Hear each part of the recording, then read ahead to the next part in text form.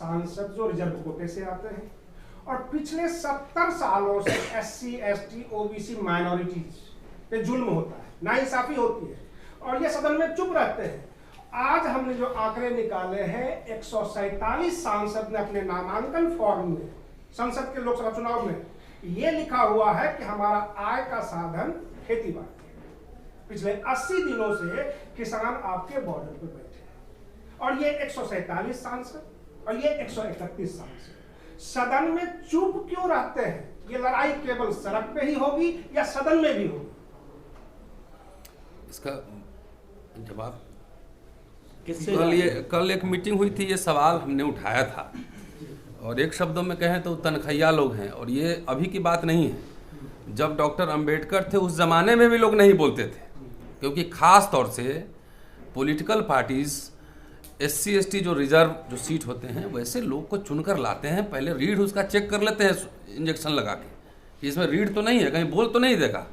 तो वैसे लोगों को चेक करके लाते हैं कि आप आओ, संसद में बैठो, समाज के नाम पर आओ, लेकिन काम हमारा करो। समझ रहे हैं? उनको मैं जानता हूँ बहुत नेताओं को, वो हर समय अगले बार मेरे टिकट मिलेगा कि नहीं मिलेगा इसका चिंता रहता। तो मालिक का गुलामी नहीं करेगा तो और क्या करेगा?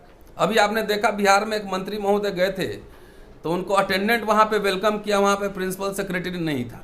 तो ये मान के चलिए, देखिए जिसका समाज जिंदा होता है ना, उसकी राजनीति भी जीवित होगी।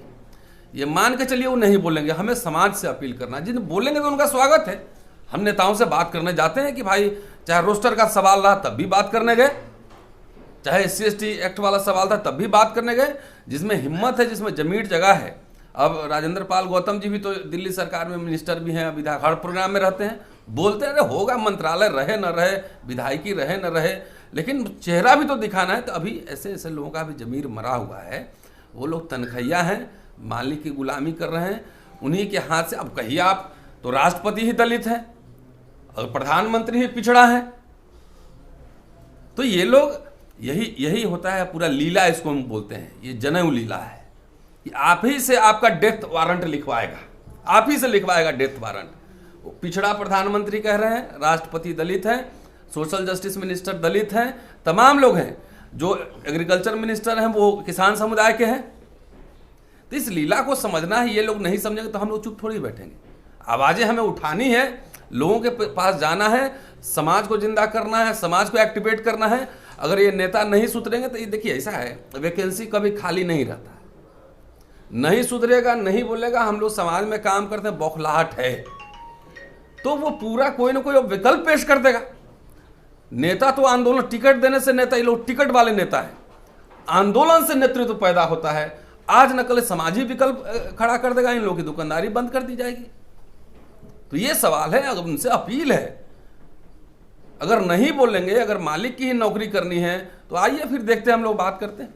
और कोई किसी का कोई सवाल? सर, जख्म पे जख्म दिए जा रहे हैं और उसको सहन करने की मुझे लगता है पूरे भारतवर्ष की आदत पड़ गई है। तो इन जख्मों को कैसे खत्म किया जाएगा? सभी लोग मंच पे आके कहते हैं एक हो जाओ, एक हो जाओ। जो हमारे जो SC वर्ग के लोग हैं वही एक नहीं हो रहे हैं, जो नेता है वो एक नहीं हो रहे हैं।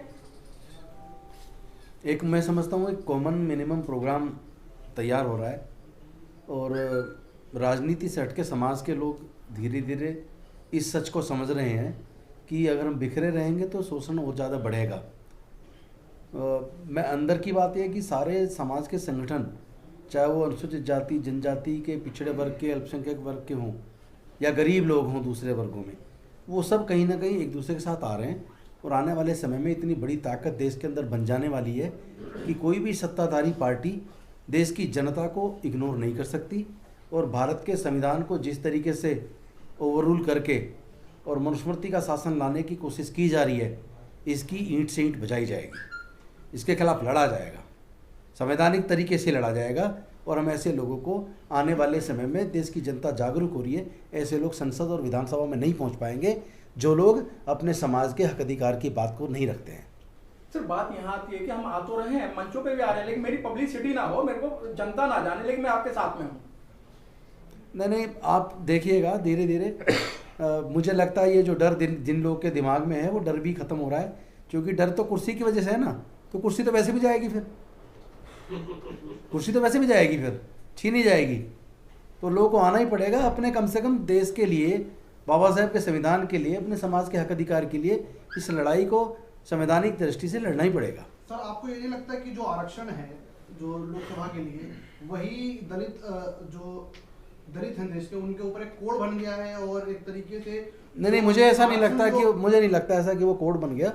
अभी भी बहुत लोग वहाँ बात को मजबूती से रखते हैं। अगर ज़्यादा संख्या वाले लोग नहीं बोल रहे हैं, इसका मतलब ये नहीं है कि वो व्यवस्था खराब है। व्यवस्था को अगर खराब कहोगे तो फिर तो सब कुछ छिन जाएगा, फिर कुछ नहीं बचेगा। सर, आप दिल्ली सरकार में मंत्री हैं, जो डलहौजी ने काम कर सका वो काम कर देंगे, बस कमीशन तो दो, इस देश को आपके नाम कर देंगे, इसके ऊपर टिप्पणी कर दीजिए। मैं समझता हूँ कि जो केंद्र की सरकार है वो निसंदेह वो सारे काम कर रही है जो अंग्रेज ना कर पाए, और इसके लिए देश को के लोगों को जागरूक होने की ज़रूरत है। जो एक परिकल्पना कॉन्स्टिट्यूशन में की गई थी कल्याणकारी राज्य की, तो कल्याणकारी राज्य अब बचा नहीं है। हम उसमें क्लियर है सोशल स्टेट, लेकिन अब सोशल स्टेट कहाँ रहेगा जब पूंजीवादी स्टेट बनता जा रहा है। और ये इसलिए बन रहा है क्योंकि ज़्यादातर मेजोरिटी में लोग चुप हैं। लोग धर्म के नाम पे, हिंदू मुस्लिम के नाम पे, मंदिर मस्जिद के नाम पे इस कदर बढ़ जाते हैं, उनको ये पता ही नहीं लगता कि तुम अपनी ही गर्दन कटवा रहे हो, आप अपने ही बच्चों के गले घोंट रहे हो। भाई लोग, मैं समझता हूँ मानवता सबसे बड़ा धर्म है। आप किस धर्म की बात कर रहे हैं? इंसानियत सबसे बड़ा धर्म है। इंसान की कदर करे, एक दूसरे के हक अधिकार की रक्षा करे, एक दूसरे के अधिकारों की इज्जत करे, तो देश मजबूत होगा ना। तो मैं समझता हूँ आप लोगों को ये समझ आ जानी चाहिए कि हमें जाति और धर्म के नाम पे बंटने की बजाय, या जो फर्जी राष्ट्रवाद का जो नारा लगाते हैं उनसे जागरूक होने की ज़रूरत है कि असली देशद्रोही यही हैं। जो फर्जी लोग जो राष्ट्रवाद की बात करते हैं, असली देशद्रोही यही लोग हैं, क्योंकि इनके व्यवहार में, इनकी पॉलिसी में इंसानियत नज़र नहीं आती, मानव कल्याण नज़र नहीं आता, इनमें जरा सा भी संवेदना नहीं है, दर्द नहीं है। यही लोग हैं जो इंसान को मार रहे हैं।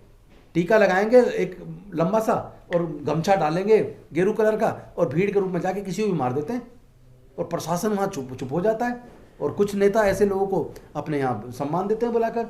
इस वजह से देश बर्बाद हो रहा है। मैं समझता हूँ ऐसे लोगों से जागरूक होने की ज़रूरत है, और सब लोगों को, अगर सब एकजुट होंगे, सब अपने हक अधिकार को समझेंगे, तो मैं समझता हूँ जरूर हम भारत को बचा पाएंगे, भारत के संविधान को बचा पाएंगे, और मरती हुई संवेदनाओं को हम जिंदा रख पाएंगे। सर, मैं माफ़ी चाहता हूँ, मैं दे रहा हूँ, कल का शेड्यूल बता दीजिए। जो कल सुबह 10 बजे जंतर मंतर पर सब लोग समाज के इकट्ठे हो रहे हैं इस लेटरल एंट्री के खिलाफ। इस जो प्राइवेटाइजेशन जिस तरह बढ़ रहा है, जो सरकारी संस्थान बेचे जा रहे हैं, उसके खिलाफ पूरे समाज के लोग इकट्ठे हो रहे हैं। हम लोग सरकार को ज्ञापन 16 फरवरी 2021 को सुबह 10 बजे जंतर मंतर पर। रिपीट कर दीजिए सर। 16 फरवरी सुबह 10 बजे जंतर मंतर पर।